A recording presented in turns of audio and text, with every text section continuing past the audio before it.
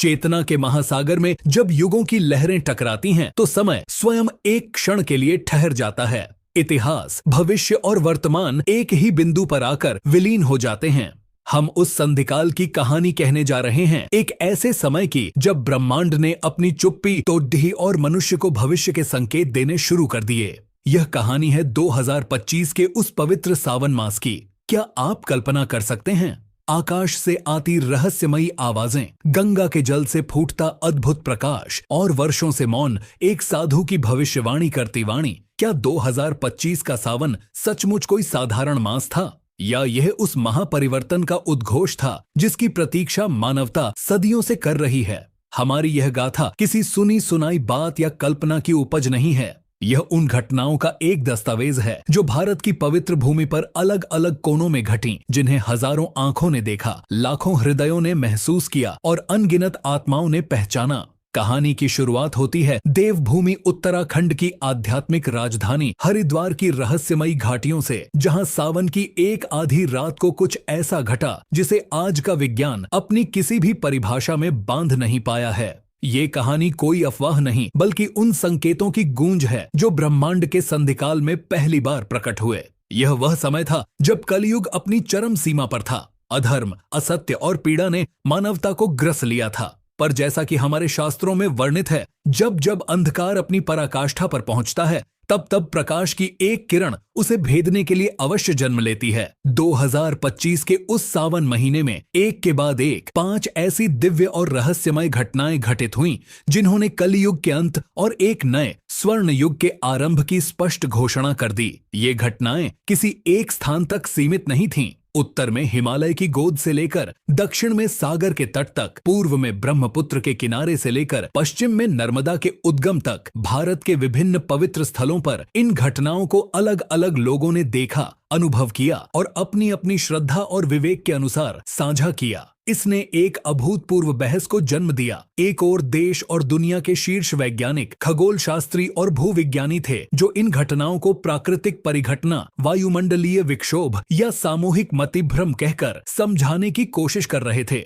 उनके पास अपने तर्क थे, अपने उपकरण थे, अपने आंकड़े थे। लेकिन दूसरी ओर थे हमारे सिद्ध संत, तपस्वी, योगी और शास्त्र के मर्मज्ञ ज्ञाता। उनके बीच कोई मतभेद नहीं था। हिमालय की कंदराओं से लेकर काशी के घाटों तक सभी की एक ही राय थी, एक ही वाणी थी। युग बदल रहा है। उन्होंने कहा कि यह कोई भौतिक घटना नहीं बल्कि आध्यात्मिक चेतना का प्रस्फुटन है। यह पृथ्वी का ऊर्जा स्तर बदल रहा है। यह कलयुग की समाप्ति और सतयुग की पहली किरण का संकेत है। चलिए अब हम उस रात की ओर लौटते हैं जहां से इस पूरी दिव्य कथा का सूत्रपात हुआ। सावन का पहला सोमवार था। चारों ओर भोलेनाथ के जयकारे गूंज रहे थे। दिन भर लाखों श्रद्धालुओं ने गंगा में डुबकी लगाई थी और शिवालयों में जल चढ़ाया था। अब रात्रि गहरा चुकी थी। हर की पौड़ी के घाट लगभग शांत हो चुके थे। बस कुछ साधु और भक्त ही वहां ध्यान मग्न बैठे थे। गंगा का प्रवाह अविरल था। उसकी कल कल की ध्वनि रात्रि की नीरवता को एक आध्यात्मिक संगीत प्रदान कर रही थी। चांदनी रात थी और गंगा के जल पर चंद्रमा का प्रतिबिंब किसी तरल चांदी की तरह चमक रहा था। तभी रात्रि के ठीक 12 बजे एक अविश्वसनीय घटना घटी। ब्रह्मकुंड के ठीक मध्य से, जहां माना जाता है कि अमृत की बूंदें गिरी थीं, गंगा के जल से एक तीव्र श्वेत आभा फूट पड़ी। यह प्रकाश इतना दिव्य और शीतल था कि उसने पूरे घाट को अपने आगोश में ले लिया।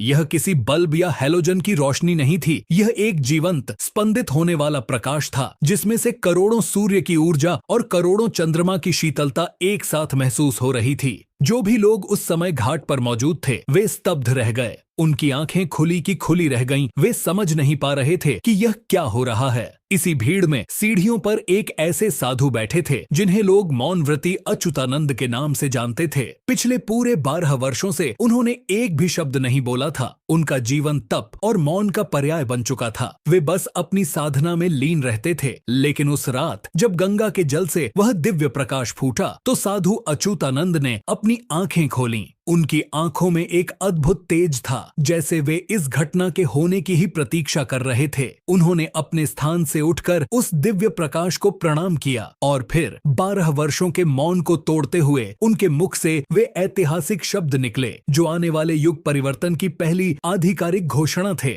उनकी आवाज शांत लेकिन दृढ़ थी और उसमें एक ऐसी दिव्यता थी कि वह सीधे लोगों के हृदय में उतर गई। उन्होंने कहा, सतयुग का द्वार खुल गया है, परिवर्तन शुरू हो चुका है। बस यह 2 वाक्य और फिर वे पुनः मौन हो गए। लेकिन उनके इन 2 वाक्यों ने वहां मौजूद लोगों के भीतर चेतना का एक ऐसा विस्फोट कर दिया जिसकी उन्होंने कल्पना भी नहीं की थी। लोग हतप्रभ थे, कुछ रोने लगे, कुछ हाथ जोड़कर उस प्रकाश को निहारने लगे। यह साधारण लगने वाली घटना अगले 15 दिनों में घटने वाली एक विराट और ब्रह्मांडीय कथा का पहला हिस्सा बन गई। सुबह होते होते यह खबर पूरे हरिद्वार और फिर पूरे देश में आग की तरह फैल गई। यहीं से शुरू हुई उन 5 दिव्य लक्षणों की श्रृंखला जिन्होंने कलयुग के अंत पर मुहर लगा दी। साधु अच्युतानंद की भविष्यवाणी के ठीक 3 दिन बाद यानी पहले गुरुवार को एक और अद्भुत घटना घटी जिसने वैज्ञानिकों और शास्त्रियों को आमने सामने खड़ा कर दिया।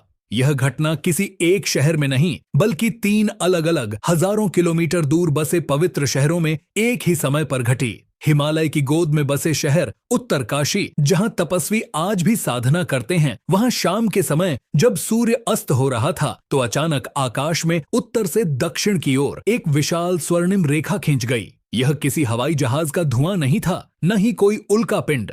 यह एक स्थिर चमकती हुई सोने जैसी रेखा थी जो आकाश के एक छोर से दूसरे छोर तक फैली हुई थी। स्थानीय लोगों और वहां मौजूद ट्रेकर्स ने इस अद्भुत दृश्य को अपने कैमरों में कैद करने की कोशिश की, लेकिन हैरानी की बात यह थी कि अधिकांश इलेक्ट्रॉनिक उपकरण उस समय काम करना बंद कर चुके थे। जिन्होंने इसे अपनी आंखों से देखा, उन्होंने बताया कि उस रेखा को देखकर मन में असीम शांति और ऊर्जा का अनुभव हो रहा था। ठीक उसी समय महाराष्ट्र के नासिक के पास स्थित त्र्यंबकेश्वर ज्योतिर्लिंग के ऊपर भी आकाश में वही स्वर्णिम रेखा देखी गई। वहां मौजूद पुजारी और भक्त इसे भगवान शिव का ही चमत्कार मानकर जयकारे लगाने लगे। यह रेखा लगभग 15 मिनट तक आकाश में स्थिर रही और फिर धीरे धीरे आकाश में ही विलीन हो गई। महाकाल की नगरी उज्जैन में भी क्षिप्रा नदी के घाट पर संध्या आरती के समय हजारों लोगों ने उस दिव्य रेखा को अपने सिर के ठीक ऊपर देखा। यह इतना अविश्वसनीय था कि लोग अपने दैनिक कार्य भूलकर बस आकाश की ओर ही ताकते रह गए।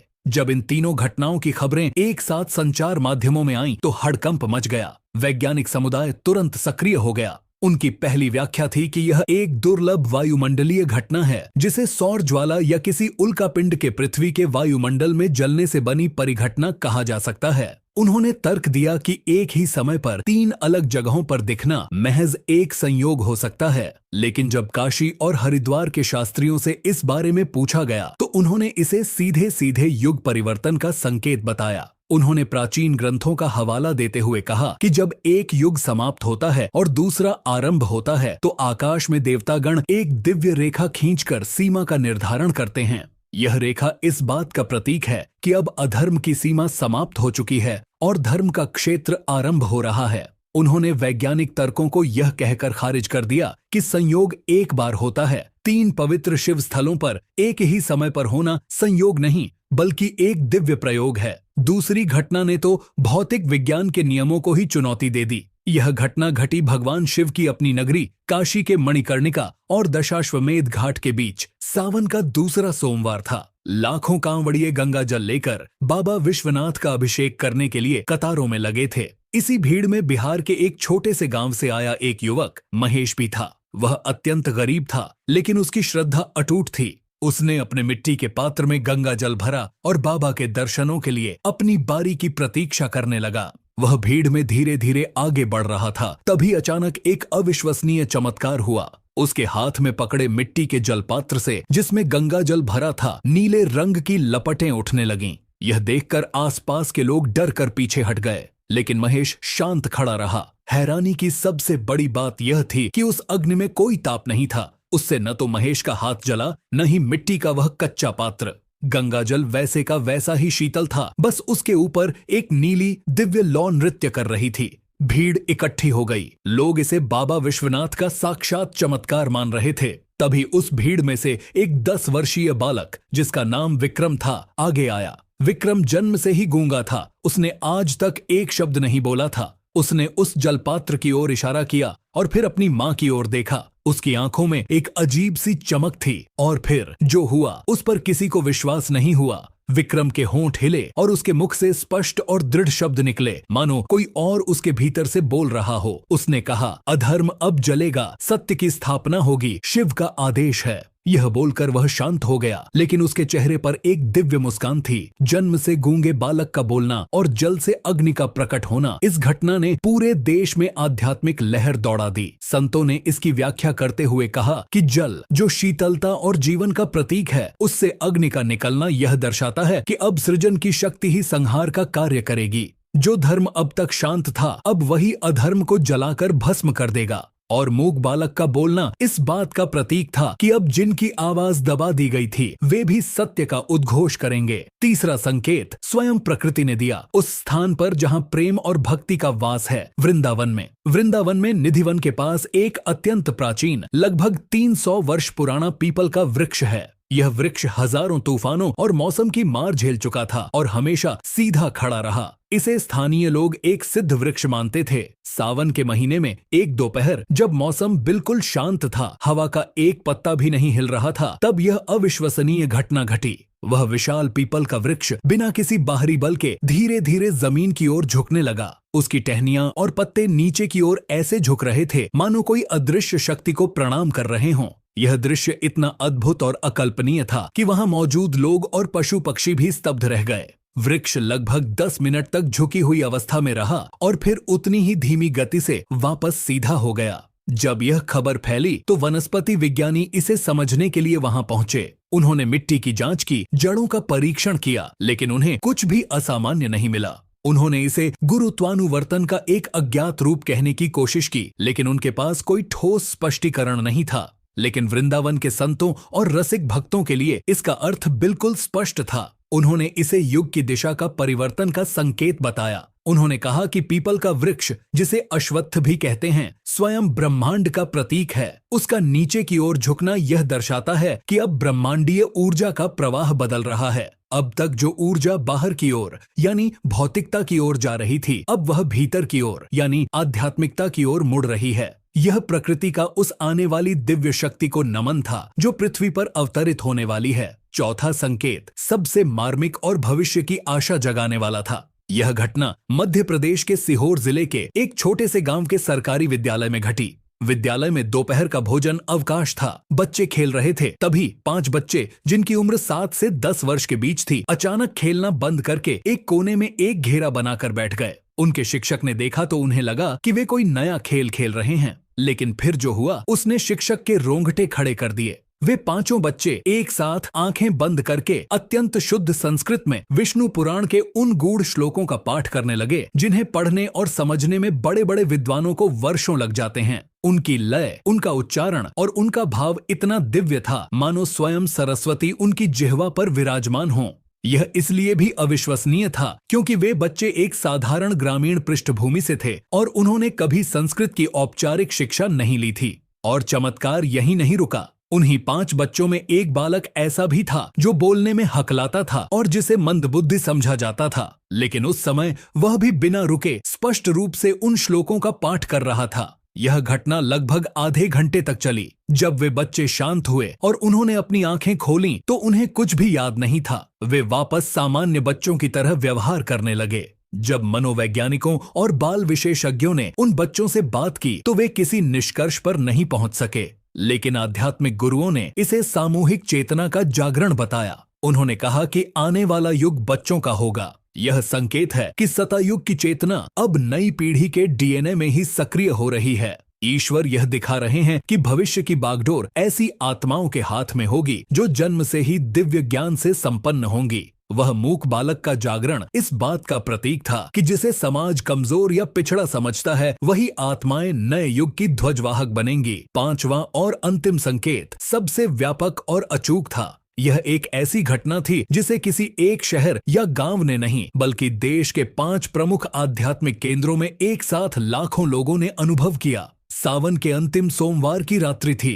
दिल्ली, बनारस, पुरी, उज्जैन और केदारनाथ, इन पांचों शहरों में रात्रि के लगभग 2 बजे जब सब कुछ शांत था, आकाश से एक गूंजती हुई दिव्य शंख जैसी ध्वनि सुनाई दी। यह ध्वनि किसी मंदिर के शंख की नहीं थी। यह बहुत गहरी, व्यापक और चहुओर से आती हुई महसूस हो रही थी। ऐसा लग रहा था मानो पूरा आकाश ही एक विशाल शंख बन गया हो और कोई दिव्य शक्ति उसमें फूंक मार रही हो। दिल्ली में एक उच्च पदस्थ अधिकारी ने अपनी बालकनी से इसे सुना। बनारस में घाट पर सो रहे मल्लाहों ने इसे सुना। पुरी में जगन्नाथ मंदिर के सेवकों ने इसे सुना। उज्जैन में महाकाल के पुजारियों ने और केदारनाथ की सर्द रात में तप कर रहे साधुओं ने भी इसे सुना। यह ध्वनि लगभग 3 मिनट तक गूंजती रही और फिर धीरे धीरे शांत हो गई। इस घटना ने राष्ट्रीय स्तर पर बहस छेड़ दी। वैज्ञानिकों ने इसे अति निम्न आवृत्ति तरंगों या आकाशीय भूकंप की घटना बताया, जो पृथ्वी के मैग्नेटोस्फीयर में होने वाले परिवर्तनों के कारण उत्पन्न हो सकती है।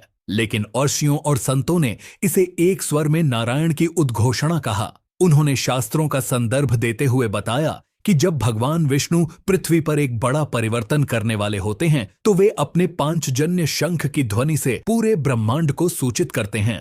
यह ध्वनि अधर्मियों के लिए चेतावनी और धर्मियों के लिए आश्वासन होती है। उन्होंने कहा कि यह कोई प्राकृतिक ध्वनि नहीं, बल्कि स्वयं भगवान नारायण का संदेश है कि मैं आ रहा हूँ। यह 5 संकेत एक के बाद एक इतने स्पष्ट और शक्तिशाली थे कि उन्होंने भारत की आत्मा को झकझोर कर रख दिया। लोग समझ गए थे कि कुछ बहुत बड़ा और अभूतपूर्व होने वाला है, और इन्हीं घटनाओं के बीच एक और रहस्यमयी कथा धीरे धीरे आकार ले रही थी। एक ऐसे युवक की कथा जिसे लोग राघव कह रहे थे। जब ये 5 दिव्य घटनाएं घट रही थीं, तो उनके समानांतर एक और कहानी लोगों के बीच कानाफूसी और श्रद्धा का विषय बन रही थी। यह कहानी थी एक रहस्यमय युवक की, जिसका नाम राघव बताया जा रहा था। इसका केंद्र था हरिद्वार का कणखल क्षेत्र, जो दक्ष प्रजापति की कथा से जुड़ा एक अत्यंत पवित्र स्थान है। वहां के एक वृद्ध सिद्ध साधु ने इन घटनाओं के शुरू होने से पहले ही भविष्यवाणी की थी कि एक ऐसी आत्मा का आगमन होगा जो सूर्य का तेज और चंद्रमा की शीतलता लिए होगी। वह बोलेगा नहीं, उसका मौन ही सबसे बड़ा शस्त्र होगा। और फिर लोगों ने राघव को देखना शुरू किया। वह कौन था, कहां से आया था, कोई नहीं जानता था। उसकी उम्र 25 से 30 वर्ष के बीच लगती थी। उसके शरीर पर बस एक सफेद धोती होती थी। उसका चेहरा शांत, आंखें गहरी और उनमें एक अद्भुत तेज था। वह कभी गंगा किनारे ध्यान में बैठा दिखता, कभी चुपचाप अन्न क्षेत्र में लोगों को भोजन परोसता, तो कभी बस कनखल की गलियों में मौन चलता हुआ दिखाई देता। उसकी सबसे बड़ी विशेषता थी उसका आभा मंडल। जो लोग उसके पास से गुजरते वे एक अजीब सी शांति और सकारात्मक ऊर्जा महसूस करते। उनके मन के सारे क्लेश, सारी चिंताएं एक पल के लिए शांत हो जाती थीं। उसके पास कोई मोबाइल नहीं था, कोई आधुनिक उपकरण नहीं था, कोई अनुयायियों की भीड़ नहीं थी। उसकी सिर्फ उपस्थिति ही उसका परिचय थी। कई लोगों ने उससे बात करने की कोशिश की, उसका नाम, उसका पता पूछने की कोशिश की, लेकिन वह बस मुस्कुरा देता और मौन रहता। उसकी मुस्कान में इतनी दिव्यता होती थी कि प्रश्न पूछने वाला स्वयं ही निरुत्तर हो जाता था। यह कथा तब और भी पुष्ट हो गई जब ऋषिकेश के परम सिद्ध योगी स्वामी रामानंद, जो पिछले 50 वर्षों से हिमालय में एकांतवास में थे, अचानक अपनी गुफा से बाहर आए। उनके एक शिष्य ने जब उनसे इन घटनाओं और राघव के बारे में पूछा, तो योगी रामानंद ने अपनी आंखें बंद कीं और कुछ देर ध्यान में रहने के बाद कहा, वो आ चुका है, उसे साधारण मनुष्य समझने की भूल मत करना। वह किसी से युद्ध नहीं करेगा, वह तलवार से नहीं, सत्य से युद्ध करेगा। उसका सत्य ही अधर्म का काल बनेगा। योगी रामानंद की इस पुष्टि ने राघव के रहस्य को और भी गहरा दिया। लोग उसे उस आने वाले युग पुरुष का अग्रदूत मानने लगे, जिसके बारे में शास्त्रों में लिखा है। वह कोई चमत्कार नहीं दिखाता था, कोई प्रवचन नहीं देता था। उसका जीवन ही उसका संदेश था, सादगी, सेवा और मौन। राघव की कथा और उन 5 दिव्य लक्षणों के अलावा भी देश के विभिन्न हिस्सों से कई अन्य रहस्यमय घटनाओं की खबरें आ रही थीं, जो इस महापरिवर्तन की ओर ही इशारा कर रही थीं। मध्य प्रदेश में नर्मदा नदी के एक निर्जन घाट पर एक सुबह लोगों ने नदी के किनारे की गीली मिट्टी पर 3 विशाल और स्पष्ट चिन्ह बने हुए देखे, शंख, चक्र और एक दौड़ते हुए घोड़े का चित्र। यह चिन्ह इतने सटीक और गहरे थे मानो किसी विशाल सांचे से बनाए गए हों। प्रशासन ने जब पास लगे सीसीटीवी कैमरों की जांच की तो वे हैरान रह गए। रात भर की फुटेज में उस घाट पर कोई भी इंसान या जानवर आता जाता नहीं दिखा। वह चिन्ह कहां से और कैसे बने, यह एक अनसुलझा रहस्य बन गया। शास्त्रियों ने इसे सीधे भगवान विष्णु के आगमन का संकेत बताया। शंख और चक्र उनके आयुध हैं और घोड़ा उनके आने वाले कल के अवतार का वाहन है। कुछ छोटे और गुमनाम गांवों में भी अद्भुत परिवर्तन देखे गए। बिहार के एक गांव का 300 साल पुराना सूखा कुआं सावन की एक रात में अचानक मीठे पानी से लबालब भर गया। राजस्थान के एक गांव में एक साधारण सी कन्या, जिसे कोई ज्ञान नहीं था, अचानक ध्यान में बैठकर लोगों को उनके पूर्व जन्मों के बारे में बताने लगी। और ओडिशा के एक ध्वस्त हो चुके प्राचीन सूर्य मंदिर के खंडहरों से कई रातों तक दिव्य प्रकाश और मंत्रों की ध्वनि आने की खबरें आईं।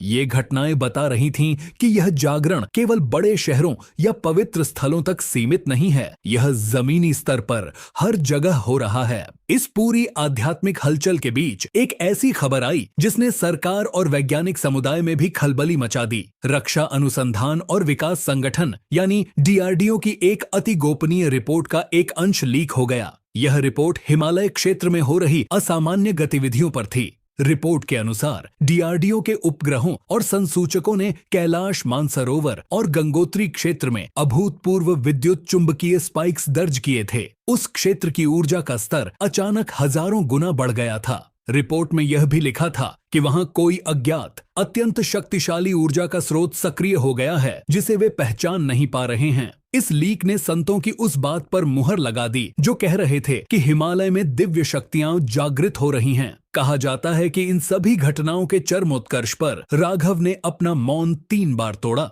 उसने यह बातें किसी भीड़ या मंच से नहीं कहीं, बल्कि उन कुछ चुनिंदा साधकों और भक्तों से कहीं जो शुद्ध हृदय से उसके पास पहुंचे थे। ये 3 घोषणाएं आने वाले सतयुग का संविधान मानी जाती हैं।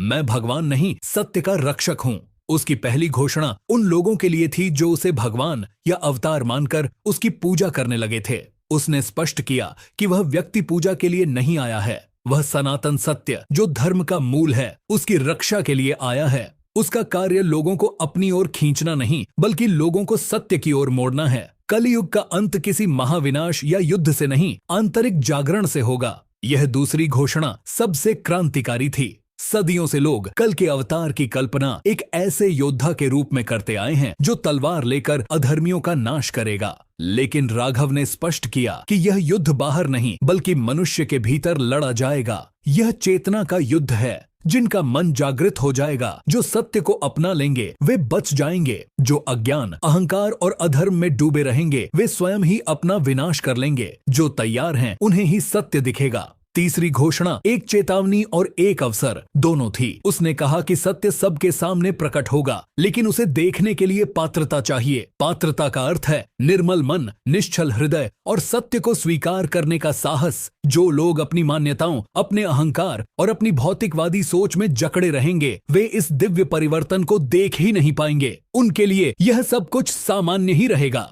बाकी इस युग की धूल बनकर रह जाएंगे। तो इन सभी घटनाओं, संकेतों और भविष्यवाणियों को एक साथ रखकर देखें तो हमारे सामने एक ही तस्वीर उभरती है। 2025 का वह समय एक साधारण कालखंड नहीं था, वह एक युग संक्रमण काल था। एक ऐसा सेतु जो कलियुग को सतयुग से जोड़ रहा था। भगवत गीता में भगवान श्री कृष्ण ने कहा है, यदा यदा ही धर्मस्य ग्लानिर्भवति भारत अभ्युत्थानम धर्मस्य तदात्मानम सृजाम्यहम्। अब यह केवल एक श्लोक नहीं, बल्कि हमारे समय की जीवंत सच्चाई और एक स्पष्ट चेतावनी बनकर उभर रहा है। जो घटनाएं घटीं, वे इस श्लोक की ही व्यावहारिक अभिव्यक्ति थीं। अब हमारे सामने कुछ गहरे प्रश्न हैं। क्या यह कालखंड भगवान कल्कि के मुख्य अवतार से पहले का एक पूर्वगामी चरण है, जिसमें पृथ्वी को उनके आगमन के लिए तैयार किया जा रहा है? क्या राघव कोई युग पुरुष है, कोई दिव्य दूत है, या वह स्वयं ही उस आने वाली चेतना का एक अंश है? या यह सब कुछ सिर्फ एक महान ब्रह्मांडीय नाटक की शुरुआत है जिसका अगला अंक अभी आना बाकी है? इन प्रश्नों का उत्तर समय ही देगा, लेकिन एक बात निश्चित है, परिवर्तन का शंखनाद हो चुका है। अब अंतिम प्रश्न हम आपसे पूछते हैं, हमारे प्रिय दर्शकों, इस पूरी दिव्य गाथा को सुनने के बाद अपने हृदय पर हाथ रखकर पूछिए, क्या आपने भी हाल के दिनों में अपने जीवन में, अपने आसपास या अपने भीतर किसी रहस्यमय, अवर्णनीय या दिव्य संकेत का अनुभव किया है? कोई सपना, कोई अनुभूति, कोई घटना जिसने आपको यह सोचने पर मजबूर किया हो कि जो दिख रहा है उससे परे भी कुछ है? अगर हाँ, तो अपने अनुभव को हमारे साथ टिप्पणियों में साझा करें।